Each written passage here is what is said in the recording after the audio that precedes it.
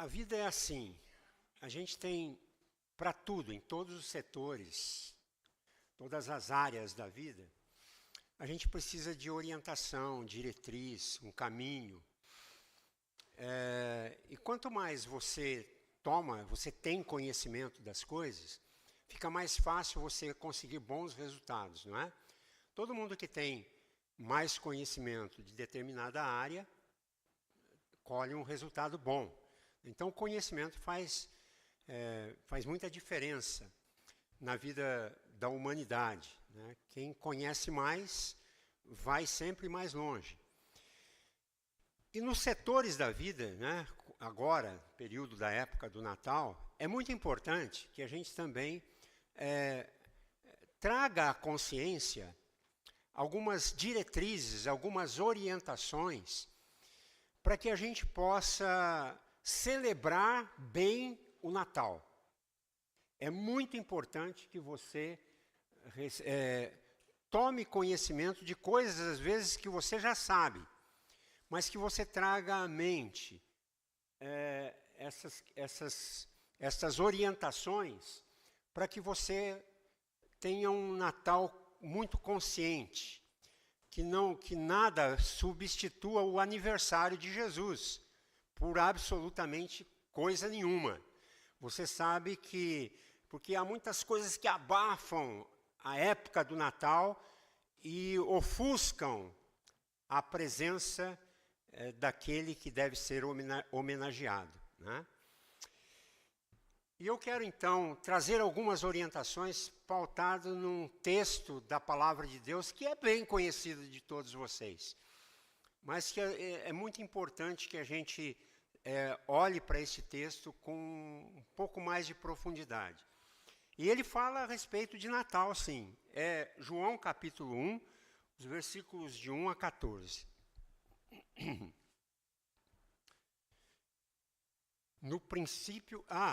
eu gostaria também de pedir que nós vamos fazer essa exposição aqui, que você depois ficasse com a tua Bíblia aí acompanhando os textos, né? Que às vezes a gente acostuma aqui com a tela e nós não olhamos será que ele está falando coisa certa?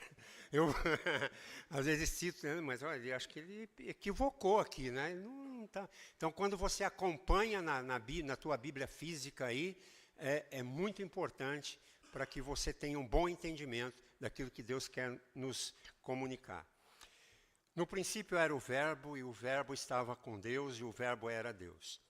Ele estava no princípio com Deus, todas as coisas foram feitas por ele, e sem ele nada do que foi feito se fez. A vida estava nele, e a vida era a luz dos homens. A luz resplandece nas trevas, e as trevas não prevaleceram contra ela. Houve um homem enviado por Deus, e o nome dele era João. Este veio como testemunha para testificar a respeito da luz, para que todos viessem a crer por meio dele. Ele não era a luz, mas veio para dar testemunho da luz, a verdadeira luz que, vinda ao mundo, ilumina toda a humanidade. O Verbo estava no mundo. O mundo foi feito por meio dele, mas o mundo não o conheceu. Veio para o que era seu, e os seus não o receberam. Mas a todos quantos o receberam, deu-lhes o poder de serem feitos filhos de Deus, a saber, aos que creem no seu nome. Os quais não nasceram do sangue, nem da vontade da carne, nem da vontade do homem, mas de Deus. E o Verbo se fez carne e habitou entre nós, cheio de graça e de verdade. E vimos a sua glória, glória como do unigênito do Pai. Vamos fazer uma oração mais. Senhor, nosso Deus, nos orienta. Senhor, fala conosco, nos aponta cada momento o caminho da vida e da sabedoria. Mas nós queremos, ó Pai, com isso, viver como bons filhos. E como filhos nós queremos ouvi-lo. Nós queremos ter a nossa vida moldada a partir da tua palavra, que gera vida em nós. Ó Deus, fala conosco mais uma vez. Nós somos limitados, nós somos pequenos, nós somos fracos, nós somos pecadores, mas reconhecemos a nossa total dependência do Espírito do Senhor. E a necessidade, ó Deus, da ação do Senhor para abrir, para desvendar os nossos olhos, para que nós contemplemos as maravilhas da tua palavra, que é perfeita, que é pura, que é poderosa. Oramos assim, unidos, aqui neste lugar, sedentos pela tua palavra e pela tua voz, em nome de Jesus. Amém. O Natal, ele é um dos períodos mais assim agradáveis do ano. É o período que eu diria assim que as pessoas elas se alegram, elas trocam presentes, elas fazem festas, falam até do espírito do Natal. Há uma alegria no ar, né?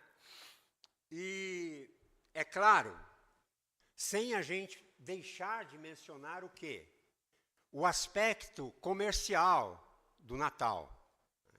Há um aspecto que algumas pessoas consideram pagão, né? A festa natalina.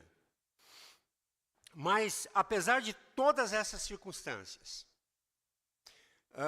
é talvez a época mais especial do ano para os cristãos, assim, de maneira geral. E isso vem já de muitos séculos, que as pessoas celebram o Natal. A celebração do Natal é algo maravilhoso, sublime. Principalmente quando nós sabemos por que o fazemos. Quais são as convicções que você está aqui nesta noite tem para celebrar o Natal com paixão, com gosto? O que te faz celebrar o Natal com profunda alegria? Que motivações que eu e que você tem para festejar o Natal? Então, hoje eu quero trazer algumas diretrizes e orientações que você até já deve ter ideia, mas que vale relembrar para que a gente possa celebrar bem o Natal deste ano. Né? E que orientações são essas? Esta é a primeira. Pense sobre a pessoa de Jesus. Pense sobre a pessoa de Jesus.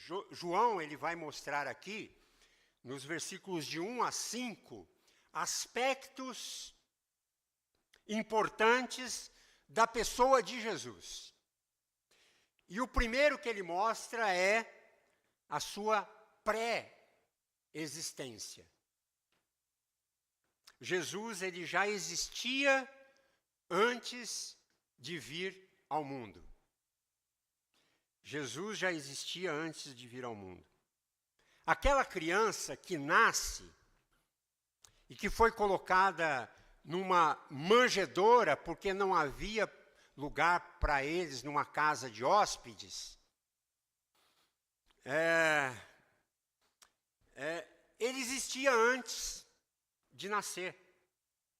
Porque o versículo 1 e 2 diz assim: no princípio era o Verbo, e o Verbo estava com Deus, e o Verbo era Deus. Ele estava no princípio com Deus. A palavra princípio aqui aponta não somente para o princípio da criação, quando todas as coisas foram criadas, mas aponta para muito antes disso. E a maneira que João quer dizer aqui, ele está falando de eternidade. Isso quer dizer, Jesus já existia por toda a eternidade. Ele sempre foi. Na eternidade ele já existia. Portanto, ele não é apenas um homem comum como nós. Pense em Jesus, na pessoa de Jesus. Porque nós passamos a existir a partir de uma concepção dos nossos pais. E que se concretizou no nascimento, no nosso nascimento. Antes de Jesus nascer como criança e ser colocado naquela manjedoura, ele já existia. É a pré-existência de Deus. Mas um segundo ponto, quando você pensa na pessoa de Jesus, ele era Deus. E o versículo 1 diz, o verbo estava com Deus, verbo aqui é uma referência a Cristo, a Jesus. E o verbo era Deus. O verbo, João usa esse nome para fazer uma referência a Jesus. Aqui tem um mistério. Como você pode ser e estar ao mesmo tempo? O verbo estava com Deus e o verbo era Deus. A resposta que tem sido dada pela teologia evangélica clássica é que nós estamos aqui diante do mistério da Trindade Santa de Deus. O verbo que se faz carne, que é Jesus, aquela criança que nasceu, é na verdade a segunda pessoa da Trindade. Deus Pai e Deus Filho, segunda pessoa. E tem o Deus Espírito Santo. É nesse sentido que ele estava com Deus. O Filho estava com o Pai. E era Deus como o Pai. O Filho é Deus. E o Espírito Santo é Deus. Há quem diga que não. Há quem diga que Jesus não era Deus. Ele era o Filho de Deus, mas não era Deus. Não é isso que a Bíblia está dizendo. A Bíblia está dizendo que Jesus era como o Pai. Ele é de toda a eternidade. E ele estava com Deus. Então, Deus subsiste em três pessoas. Pai, Filho e Espírito Santo. O que aconteceu, olha só, na noite de Natal, foi o nascimento ou a encarnação do Filho de Deus que já existia. Portanto, o que a gente aprende aqui para firmar as nossas convicções sobre o Natal é que Jesus já pré-existia. Porque estava com Deus na eternidade, mas que também era divino, era Deus. Era Deus desde toda a eternidade. Terceira questão, quando nós pensamos em Jesus, é que ele era Criador. Versículo 3. Todas as coisas foram feitas por ele. E sem ele, nada do que foi feito se fez. A Bíblia não entra em detalhes de como Deus fez as coisas, né? Como ele criou o mundo, todas as coisas. Mas uma coisa ele afirma: tudo o que há veio da parte de Deus. Tudo que existe no universo foi Deus que fez. Isso ele deixa claro. Se fazemos a pergunta, né? Por que é que existe alguma coisa ao invés do nada? A resposta é que Deus o Deus eterno, no princípio, resolveu criar todas as coisas. E ao fazer isto, o executor, aquele que trouxe todas as coisas à existência, foi exatamente o Deus Filho, ou seja, aquela criança que nasce na manjedoura. Que coisa linda, né? Ele estava e ele fez todas as coisas, porque a Bíblia está dizendo assim. Ele é pré-existente, é o próprio Deus e, na verdade, é o Criador também. Nada do que existe foi feito sem Ele. Jesus estava lá, naquela ordenação da Trindade, criando todas as coisas. Isso é fantástico. Em quarto, quando você pensa sobre a pessoa de Jesus, você tem que pensar que ele é um Deus que salva. Versículo 4. A vida estava nele, e a vida era a luz dos homens.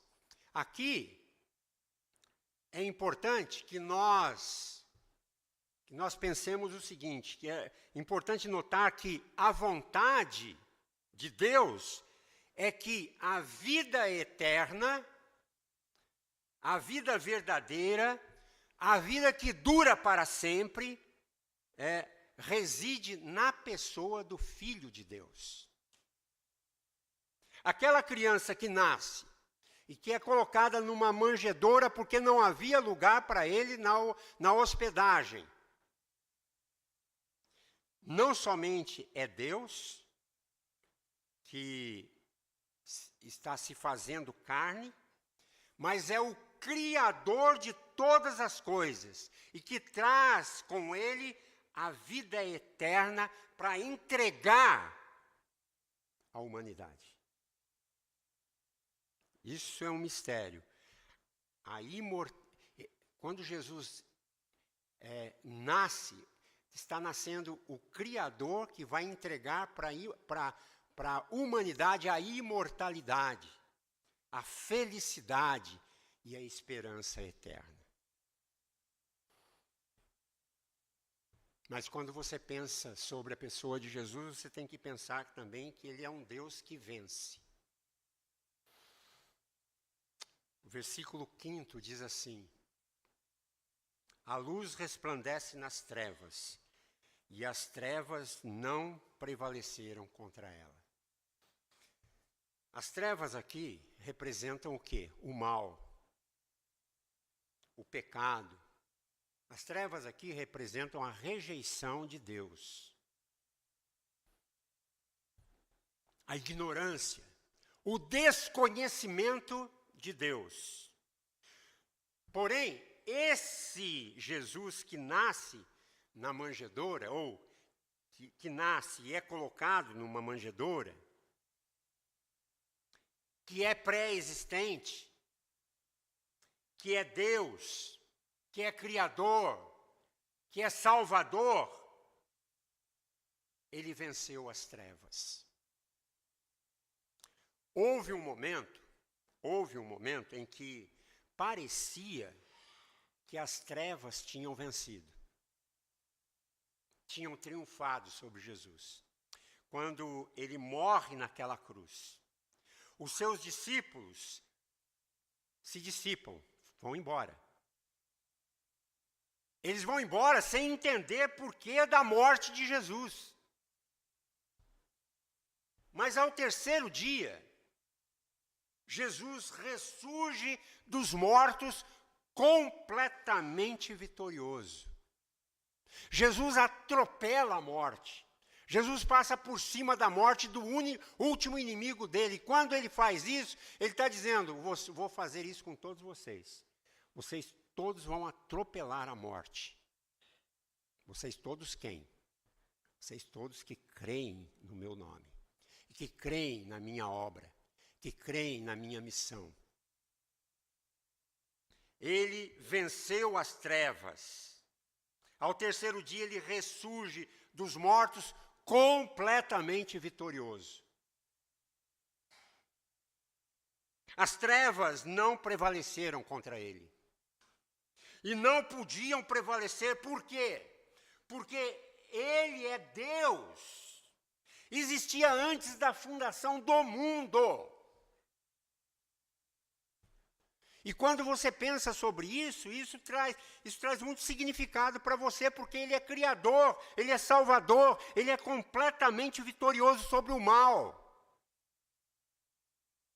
Quando ele ressurge dos mortos, traz luz à vida, traz luz e traz vida e traz esperança para todos os povos. O Natal só faz sentido se você entender isso. Não tem outro jeito. Quem é Jesus Cristo? Por que nós o celebramos? Por que louvamos a Deus? E celebramos esse Deus toda época, todo final de ano. Por que fazemos isto? Então é importante que você firme bem as suas convicções sobre o porquê você celebra o Natal. E entender que precisamos, em primeiro lugar, conhecer e refletir e pensar sobre quem é o protagonista dessa história. Pense na pessoa de Jesus. Mas um segundo ponto, creia no que a Bíblia diz sobre o nascimento de Jesus. Versículo 6. Houve um homem enviado por Deus e o nome dele era João. Este veio como testemunha para testificar a respeito da luz, para que todos viessem a crer por meio dele. Aqui está a razão porque João Batista veio ao mundo. Ele diz, esse menino que nasceu e veio depois de mim, ele é Deus. É isso que João estava dizendo. Ele já existia antes de mim, mesmo que nasceu depois do João. Ele é o Salvador, ele é o Criador e ele é vitorioso.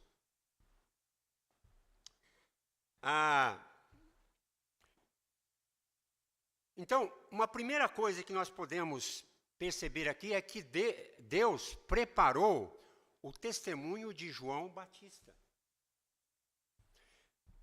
Ele testemunhou e ele preparou o caminho de Jesus, para a chegada de Jesus. João mesmo, no versículo 8, ele diz que ele não era, o João está dizendo, eu não sou a luz, mas ele veio para falar a respeito da luz. A verdadeira luz que, vinda ao mundo, ilumina todos os homens. Então, Deus enviou primeiro João Batista para dizer, se preparem, porque ele está chegando, ele é o prometido, ele está chegando, aquele que existia antes mesmo de eu nascer. Deus mesmo está vindo ao mundo para dar uma chance ao homem e para salvar este homem. Olha que projeto divino. Mas não é só João que dá testemunho. Nós temos aqui o testemunho também do próprio Deus, Pai. O versículo 12. Mas a todos quantos o receberam, deu-lhes o poder de serem feitos filhos de Deus, a saber, aos que creem no seu nome. Versículo 13. Os quais não nasceram do sangue, nem da vontade da carne, nem da vontade do homem, mas de Deus. Acontece uma coisa maravilhosa aqui, gente. Sabe o que é? Quando alguém crê nisto, que a Bíblia está dizendo a respeito de Jesus, Deus transforma a vida dessa pessoa. Outro dia, falando com as mulheres da SAF aqui, perguntei para elas o que marcou a vida delas. A grande maioria disse ali naquela reunião que marcou a minha vida foi a minha conversão. Por quê? Porque na conversão há uma transformação de vida. E é isso que Jesus faz, ele transforma. Deus faz com que essa pessoa nasça de novo. Essa pessoa é nascida. E esse novo nascimento não é alguma coisa que é proveniente da relação de um homem e uma mulher. Não é de carne, não é feito pelo humano, não é alguma coisa que venha fruto de uma relação sexual, mas é algo que vem de Deus. É aquela pessoa que diz assim: eu nasci de Deus. É algo miraculoso e sobrenatural. Você já nasceu de novo? Já entregou tua vida a Cristo? Não dá para esperar mais. Tem que ser já. Entregue seu coração, porque quem sabe pode ser tarde demais as próximas horas. É como se Deus estivesse dizendo: eu estou comprovando que Jesus é meu filho e que eu o enviei ao mundo. Ele já existia antes do mundo existir. Ele estava comigo desde toda a eternidade. Mas eu o enviei ao mundo para salvar os que creem. Você crê? Amém? Isso faz toda a diferença. Quando nós cremos em Cristo, Deus confirma isso no coração e produz a mudança. E assim testemunha e autentica a obra do seu Filho no seu coração e naquele que diz: eu creio. Eu creio. João dá testemunho, Deus dá testemunho, mas tem um pessoal que dá testemunho também, os apóstolos. O testemunho dos apóstolos, o versículo 14 diz: e o verbo se fez carne e habitou entre nós, cheio de graça e de verdade, vimos a sua glória, glória como do unigênito do Pai. Vimos aqui é plural, né? Vimos a sua glória, porque João escreveu este evangelho e ele está falando no nome dos demais apóstolos. Os apóstolos andaram com Jesus durante 3 anos da vida dele, terrena. Eles testemunharam os milagres de Jesus, as palavras de Jesus, viram Jesus ser morto, viram depois que ele ressuscitou, deram testemunho disso, morreram por isso. E não somente eles, muitas outras pessoas vivas na época do Novo Testamento, eles disseram: nós andamos com ele, nós comemos com ele. E por isso, ele está dizendo aqui: nós vimos a sua glória. Mais pessoas. Esses testemunhos aqui, gente, olha, estão registrados aqui para quê? Para que nós creiamos, para que nós acreditemos. Deus quer isso para a nossa vida. Por isso, a celebração do Natal, a ceia do Natal, só vai ter sentido se você se posicionar para pensar sobre Cristo e constatar que Ele existia antes de nascer. Ele era Deus, Criador, Salvador e vencedor. Como aceitar isto? Crendo nos testemunhos de João Batista, no testemunho do próprio Deus e no testemunho dos apóstolos que andaram com ele no tempo em que o Novo Testamento foi escrito. Eu diria: creia nisso, se você quiser celebrar bem o Natal deste ano. E terceira e última posição é que eu quero que a gente possa receber com espanto e admiração essa doutrina da encarnação. Sabe por quê? Que de todas parece a mais extraordinária da Bíblia.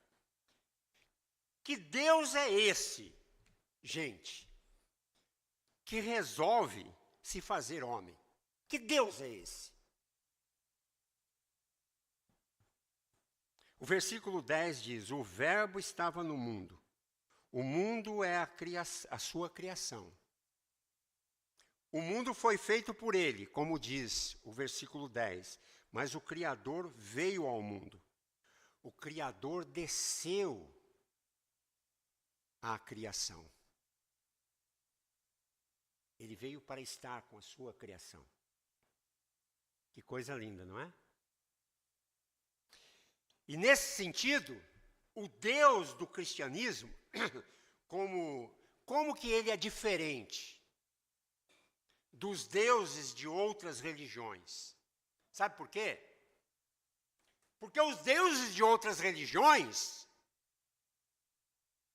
você tem dois extremos. Ou você tem um Deus completamente transcendente, que não se envolve com a sua criação, como, por exemplo, o gnosticismo. Nós não vamos entrar na questão do que é o gnosticismo, mas que é uma religião pagã muito antiga e que revive hoje.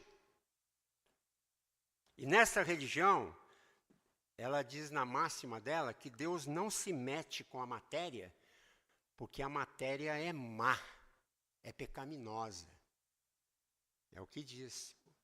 O termo gnosticismo vem do grego, gnóstico, conhecimento. Então, esse é um ponto. O segundo ponto, segunda questão é o panteísmo. Panteísmo são aquelas religiões que dizem que Deus é tudo e tudo é Deus. Mas no cristianismo, você tem um Deus que é transcendente, ele não é a criação, mas ele é imanente, ou seja, ele veio e se tornou parte da sua criação. Esse é o mistério. Deus se fez carne e tomou a natureza humana. E ainda, o versículo 14, o verbo se fez carne e habitou entre nós. A palavra habitar aqui é no grego, no original grego da Bíblia, é a palavra que significa armar uma tenda. Está lá. Armar uma tenda. Por quê? Porque dá a ideia de tempo. De tempo. Ele não construiu uma casa grande, bonita. Por quê? Porque ele sabia que o tempo dele aqui na terra ia ser curto entre nós. E a tenda é algo que você arma rápido e você desmonta rápido. Este é o pensamento. Ele andou aqui, respirou o nosso ar, comeu a nossa comida, participou do nosso sangue, viveu genuinamente a humanidade.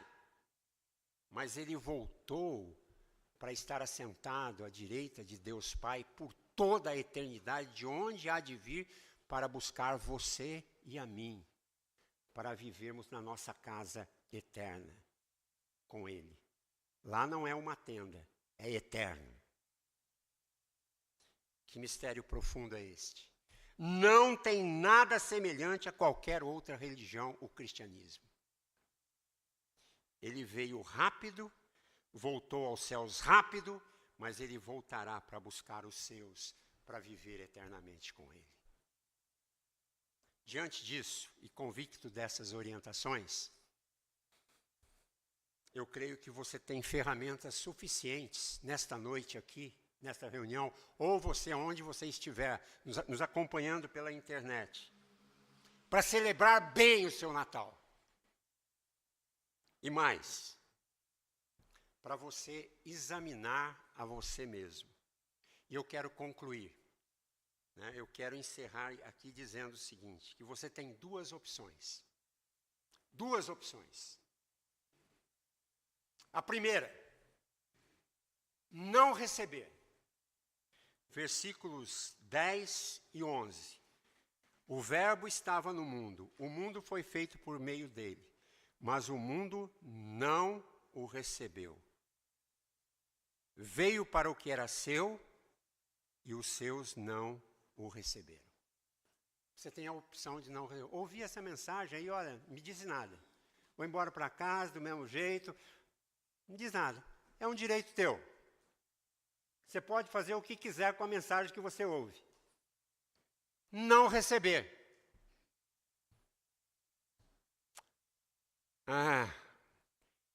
Em particular, para os judeus, mas em geral, assim, ele veio para o que era seus, em particular para os judeus, mas em geral para toda a humanidade. Mas quando ele veio, ele não foi reconhecido. Os judeus o rejeitaram e diziam, é um profeta, ele é um revolucionário, um maluco, é um rabino, é um mestre qualquer aí. Não o reconheceram e o crucificaram. Não o receberam. O negaram completamente. Essa é a primeira opção. Negar, rejeitar, não receber. Mas você tem uma segunda opção. Receber. Versículo 12. Mas a todos quantos o receberam, deu-lhes o poder de serem feitos filhos de Deus, a saber, aos que creem no seu nome, os quais não nasceram do sangue, nem da vontade da carne, nem da vontade do homem, mas de Deus. Você tem essas duas opções. Rejeitar ou receber o Cristo em seu coração. Em que posição você se encontra hoje, neste Natal? Naquela manjedoura, eu não consigo ver uma criança. Eu vejo o Verbo feito carne. Eu vejo o Criador vindo à criação. Eu vejo o Senhor do universo se humilhando para vir ao nosso encontro. Naquela manjedoura, para nos abraçar e nos chamar e dizer, vocês são meus. Mais do que criaturas, eu quero que vocês sejam meus filhos. Meus filhos. Foi para isso que eu vim. Transformá-los de criatura para filhos. É Deus quem faz isto. Por isso chegou o tempo de crer. O tempo de tomar uma posição em relação a tudo isso que nós ouvimos nesta noite. E não é um milagre que é feito por meio da carne. Eu não posso obrigar ninguém a crer. Se bem que eu gostaria. Mas essa é uma obra que é feita pelo poder do Espírito Santo no seu coração. É Deus quem desvenda os nossos olhos. É Deus quem manifesta o seu poder. É Deus quem se figura numa manjedoura e que nós possamos vê-lo como Deus pré-existente. Se você hoje deseja fazer isso, faça. Mas você pode dizer isso a Ele, né? Quando você disser, você diga a Ele assim, Deus, abra os meus olhos e me deixe eu ver o que eu não estou conseguindo enxergar nesta noite, dessa mensagem que eu estou ouvindo. Eu preciso enxergar. Eu não quero mais ser o mesmo a partir desta noite. Eu quero entregar o meu coração nas tuas mãos, grande e soberano Deus. Creia nesta oração que você fizer. E esse é o tipo de oração que Deus vai ter o prazer de te responder. Quando você fizer com sinceridade, para que você entenda profundamente, através destas orientações que vocês ouviram nesta noite, o sentido da verdadeira celebração do Natal deste ano de 2024.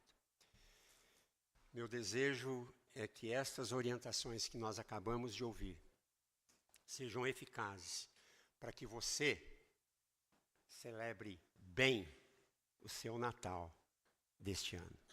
Que Deus muito te abençoe, guarde e que você reflita E se a tua vida não mudou, que nessa noite você possa se sensibilizar e dizer: sim, Senhor, eu preciso e eu quero, nesta noite, crer no teu nome.